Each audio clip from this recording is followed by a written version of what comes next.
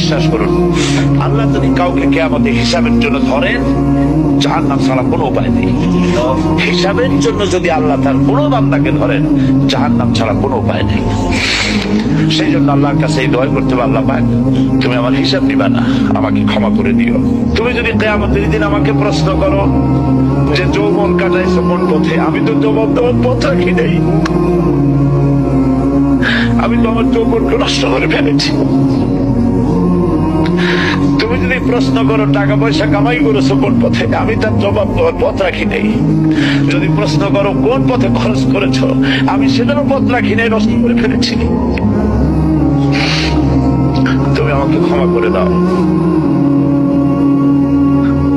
সেজন্য আল্লাহর কাছে দোয়া করতে হবে, ربنا آتنا في الدنيا حسنة وفي الآخرة حسنة وقنا عذاب النار وادخلنا الجنة مع الأبرار وادخلنا الجنة بغير حساب।